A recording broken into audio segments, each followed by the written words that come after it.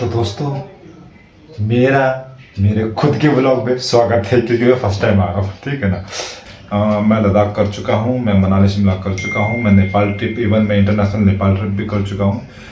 Hello guys, welcome to our another blog. तो guys कैसे हो आप सब? आई होप आप सब बिल्कुल अच्छे होंगे। तो गाइस ये एक छोटी सी वीडियो होने वाली है जो कि हमने जो लास्ट ट्रिप बनाई थी उसके ऊपर, बजट को ऊपर लेके हमारी ये वीडियो होने वाली है।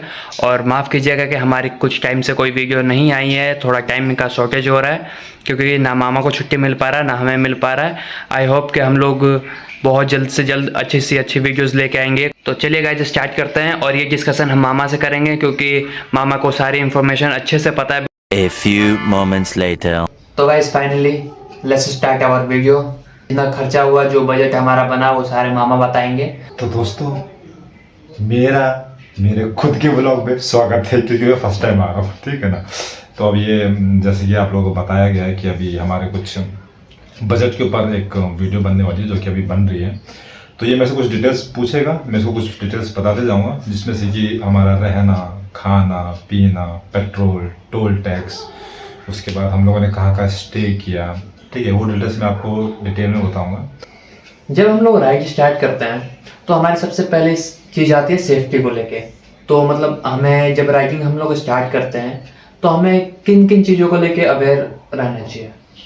तो राइडिंग स्टार्ट करने से पहले सबसे पहली चीज़ है आपकी बाइक, जिसमें आप राइड कर रहे हैं। ठीक है।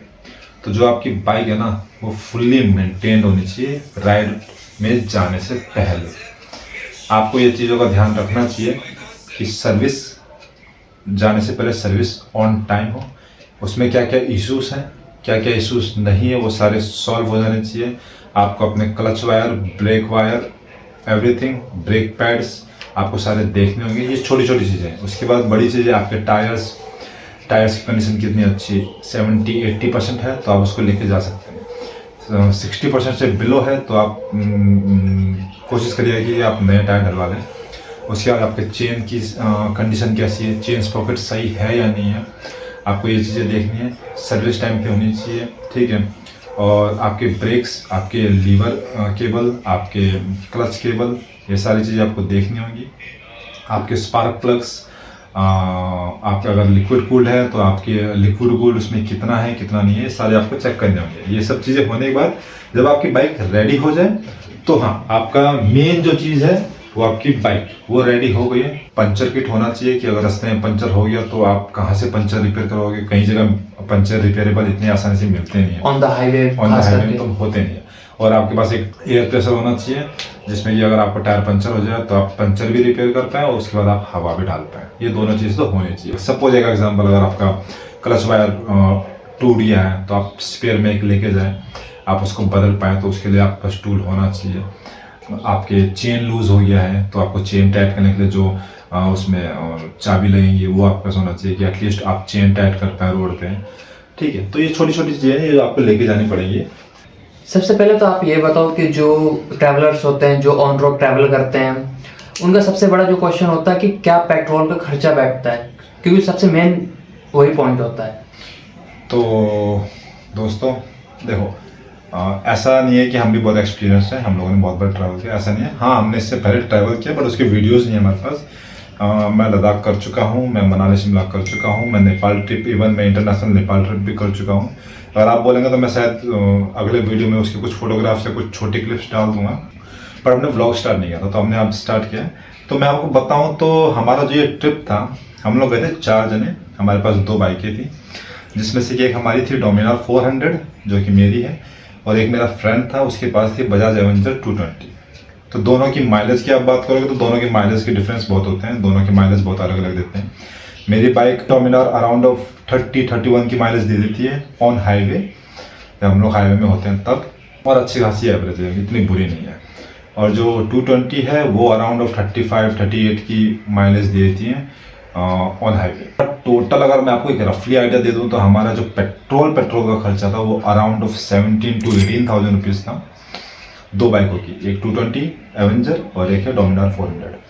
तो पेट्रोल जो है वो आपके ऊपर डिपेंड करता है कि आप कौन सी गाड़ी लेके जा रहे हो। तो हमारा जो था वो ये रफली एक 17,000-18,000 के बीच में हमारा जो है पेट्रोल का खर्चा आया पूरे 8 दिन के ट्रिप में। जिसमें से कि हमने स्टार्ट किया था गुड़गांव से, हम लोग दार्जिलिंग पहुँचे, हम लोगों ने वहाँ 4-5 प्लेसेस हम लोगों ने विजिट की। फिर हम लोगों ने वापस हम लोग जब गुड़गांव आए तब तक का जो टोटल कैलकुलेट है वो 17,000 to 18,000 का हमारा पेट्रोल का खर्चा है सिर्फ। ये तो हो गया पेट्रोल की बात। अब ये आती है कि रुकने का। पेट्रोल सबसे पहले तो जो ट्रैवलर्स होते हैं पेट्रोल देखते हो, उसके बाद जो सेकंड थिंग आती है कि कहाँ स्टे ले, क्योंकि हर कोई हर जगह नहीं रुक सकता, उनको सेफ एरिया चाहिए होता है। कुछ जगह होती है जो स्पेसिफिक होते हैं, जो अच्छी जगह हो।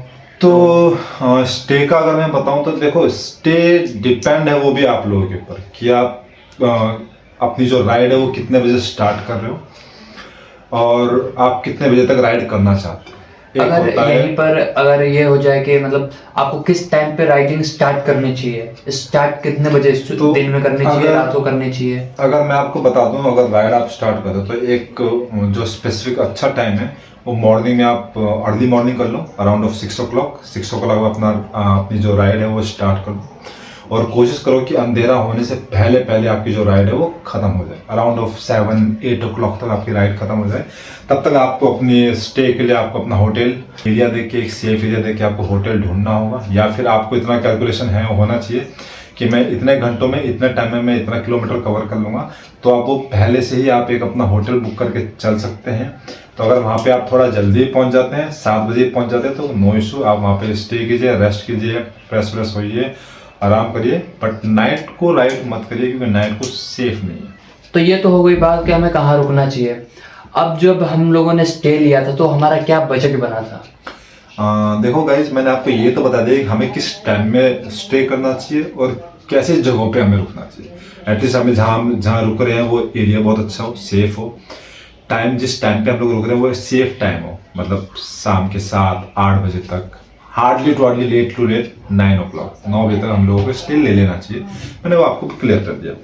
अब रही हमें जो जितना हम गुड़गांव से हम लोग दार्जिलिंग गए, दार्जिलिंग से हम लोग अगेन गुड़गांव आए, हमारा जो टोटल स्टे का खर्चा था, मैं आपको एक एक पॉइंट तो नहीं बताऊंगा, बट हमारा जो टोटल स्टे का खर्चा था वो अराउंड ऑफ 8 to 8.5, यानी कि 8 से 8,500 रुपये के बीच हमारा टोटल स्टे का खर्चा था। जिसमें से कि हमने सस्ते से सस्ते हम लोगों ने लॉज पे भी रुके हैं, होटल पे भी रुके हैं, हमने होम स्टे भी लिया है, ठीक है। और होम स्टे मैं जो अपना एक्सपीरियंस बताऊं तो हमारा जो होम स्टे था वो माइंड ब्लोइंग था, बहुत अच्छा था वो होम स्टे, ठीक है। और होटल भी हमने लिए हैं, होटल भी बहुत अच्छे थे। और सबसे सस्ता जो था हमारा, जो चीप बोलते हैं जिसको, वो हमारा, अगर मैं आपको बता दूँ प्राइस, तो वो 800 रुपीज़ का हमारा लॉज था। लॉज वो हमारा सबसे चीपेस्ट था। तो हमारा टोटल जो आया था वो 8,500 रुपये के आसपास हमारा स्टे का खर्चा आया था। ये तो हो गई बात हमारे स्टे का क्या बजट बना। जैसे अब ये मान लीजिए कि हम लोग छोटी छोटी चीज़ें, जैसे कि कहीं रुकते हैं, ब्रेकफास्ट करते हैं, लंच करते हैं, डिनर करते हैं, ये सब चीज़ें हो गई, तो इसका क्या खर्चा बैठा? तो आपके ऊपर डिपेंड करता है कि आप खाना है तो किस जगह पे आप खा रहे हो, किस रेस्टोरेंट में खा रहे हो, कौन से मतलब कितना आप चीप देख रहे हो या फिर कितना एक्सपेंसिव देख रहे हो, ठीक है। तो आपके ऊपर डिपेंड करता है। तो फिर भी एक रफली आप मान के चलो कि हमारा जो 8 दिन में जो खाने का खर्चा आया था वो अराउंड कुछ नहीं तो मिनिमम हमारा, जिसमें कि सब कुछ हमारा ब्रेकफास्ट है, डिनर है, लंच है, बीच में हमारे स्नैक्स टाइम का जो है, हमारे कॉफ़ीज, टीज, एवरीथिंग, जहाँ जहाँ हम लोग रुके थे, जहाँ जहाँ हमने ब्रेक लिया था, वहाँ पे सब कुछ का हमारा तो टोटल अराउंड ऑफ कुछ नहीं तो 12 या 13 के आसपास आया है खाना। मतलब जिसमें आपका खाने का तीनों टाइम का खाना इंक्लूड है, स्नैक्स इंक्लूड है, आपके हर जगह के पानी इंक्लूड है, वाटर बॉटल्स, हमारे कॉफ़ी, हमारे टी, हमारा स्नैक्स, सब कुछ इंक्लूड है। तो हमारा 12 से 13,000 के आसपास हमारा ये बजट था। तो ये सब तो हो गया हमारा खाने का, रहने का, कहाँ कहाँ रुके। कोई एक्स्ट्रा कोई खर्चा था कि जैसे कि टोल वगैरह हो गए, कहीं कुछ अलग से खर्चा बैठा, ऐसा कुछ? तो टोल मैं आपको बताना चाहूँगा कि आगरा में जब हम लोग एंटर करते हैं तो वहाँ पे लखनऊ एक्सप्रेस वे आता है, सभी को पता है आपको, वहाँ पे बाइक का भी टोल आपको पे करना पड़ता है। तो वहाँ पे हमारा क्या था, आई थिंक 640 के आसपास हमारा टोल था 2 बाइकों का, ठीक है। 320 था आई गेस 1 बाइक का। तो 640 एक साइड का है, अप एंड डाउन 640 आप कैलकुलेट कर लो। उसके बाद हमारा दूसरा टोल भी लगा था क्योंकि हम लोगों ने रूट चेंज कर लिया था जब हम लोग रिटर्न में आए थे। यमुना एक्सप्रेस वे, वहाँ पे भी हमारा टोल लगा था। तो हमने 3 जगह टोल पे किया है। तो अराउंड ऑफ हमारा आप टोल पे लगा लो, अराउंड ऑफ कुछ नहीं तो 1500 के आसपास गया होगा टोल में। और एक चीज़ और मैं बता दूं, जब आप लोग लखनऊ एक्सप्रेसवे में जब चढ़ेंगे ना, तो आप एक चीज़ का ध्यान दीजिएगा, वहाँ पे जो पेट्रोल पंप है, स्टार्टिंग में जब जैसे आप एंटर करेंगे टोल, आप अपना टोल की पर्ची कटवाएंगे, उसके बाद जैसे आप अंदर घुसते हैं एक्सप्रेसवे में, तो आपको 6 या 8 किलोमीटर में ही आपका पहला पेट्रोल पंप है। अगर आपको पेट्रोल फिल करवाना होगा तो आप फर्स्ट पेट्रोल पंप में ही करवा लीजिएगा। वो स्ट्रेट रोड से जाएंगे आप तो लेफ्ट साइड में एक छोटा सा कट रहा होगा, वहाँ से नीचे उतर के आपको जाना होगा, वहाँ पे आपको पेट्रोल पंप है। अगर आपने वहाँ से पेट्रोल पंप नहीं भराया तो मेरे ख्याल से आई थिंक, मैं अगर गलत नहीं हूँ तो 80 या 90 किलोमीटर के बाद सेकंड पेट्रोल पंप है। तो आपके बाइक में उतना ऑयल, उतना पेट्रोल होना चाहिए कि आपके 80 to 90 किलोमीटर बाइक रन हो जाए, तो आप सेकंड पेट्रोल पंप के बारे में सोचिएगा। नहीं तो अदरवाइज आप पहले ही पेट्रोल पंप में आप रुक के अपना पेट्रोल फिल करवा सकते हैं। अगर आप दूसरे में जाएंगे, कहीं आपके बीच में आपका पेट्रोल खत्म हो गया, तो पूरे हाईवे में आपको कोई पेट्रोल पंप नहीं है, और आई गेस मेरे ख्याल से वहाँ पे कोई हेल्प भी नहीं करेगा शायद पेट्रोल के लिए। तो गाइस आई नो कि ये वीडियो काफ़ी ज़्यादा लंबी हो रही है, बट इस वीडियो को यहीं पे एंड करते हैं। तो आपको एक हमारी तरफ से छोटी सी एडवाइस है, आपको बोलूँगा कि एक बार आप विजिट करें दार्जिलिंग। बहुत अच्छी प्लेस है, बहुत अच्छा जगह है। वहाँ के व्यूज़, वहाँ के वेदर्स, वहाँ के टी गार्डन्स, वहाँ के लोग, वहाँ के नेचर्स बहुत अच्छे हैं, और लोग बहुत अच्छे हैं, वहाँ के पीपल्स बहुत अच्छे हैं, वहाँ के नेचर्स बहुत अच्छे हैं। और मैं ये बोलूँगा कि आपको, अगर आप दिल्ली गुड़गांव जैसी जगह से हैं तो आपको मस्ट एक बार इससे अपने वर्क से एक छुट्टी लइए, आपको जाना चाहिए। आपको पहाड़ियों में जाना चाहिए, आपको एंजॉय करना चाहिए। आपको वहाँ पे जो पीस मिलेगा ना, वहाँ जो शांति मिलेगी आपको कहीं नहीं मिलेगी। गुड़गांव दिल्ली में तो है ही नहीं, वहाँ आपको जो शांति मिलेगी कहीं नहीं मिलेगी। तो आप मस्ट है, आप जाएं, विजिट करें, और कैसा लगता है हमें आप कमेंट करके बता सकते हैं हमारे कमेंट बॉक्स में।